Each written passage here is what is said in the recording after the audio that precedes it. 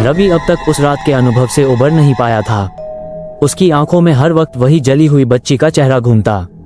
उसने तय किया कि वो इस कहानी को अधूरा नहीं छोड़ेगा। उसे गायत्री और उसके परिवार के साथ जो हुआ था उसका पूरा सच जानना था। रवि ने गांव के बुजुर्गों से बात करनी शुरू की।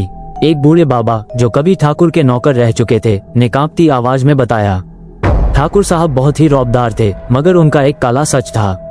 हवेली के तहखाने में वो तांत्रिक क्रियाएं किया करते थे और उस रात जब गायत्री गायब हुई उसने कुछ ऐसा देख लिया था जो नहीं देखना चाहिए था। रवि को अब यकीन हो गया कि गायत्री की मौत एक हादसा नहीं थी, वो एक बलि थी।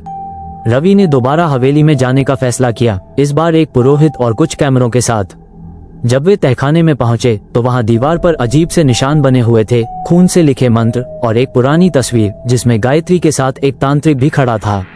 अचानक दरवाजे अपने आप बंद हो गए, सब तरफ अंधेरा छा गया। तभी एक झटके में गायत्री की आत्मा सामने प्रकट हुई, आंखों से आंसू और आग दोनों बहते थे।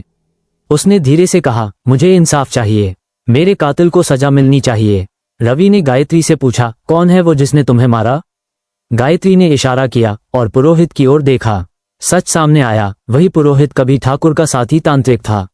गायत्री की आत्मा ने जैसे ही उसकी ओर देखा, हवेली कांप उठी। हवाओं में तड़पती चीखें गूंजने लगीं और अगले ही पल पुरोहित का शरीर आग की लपटों में जल उठा। सिर्फ एक आवाज सुनाई दी, अब मैं मुक्त हूँ। रवि ने पूरी कहानी एक डॉक्यूमेंट्री के रूप में दुनिया के सामने रखी। लेकिन आज भी कभी कभी उस हवेली में सफेद फ्रॉक में एक बच्ची झूले पर बैठी दिखाई देती है, मानो किसी नए राज के इंतजार में हो।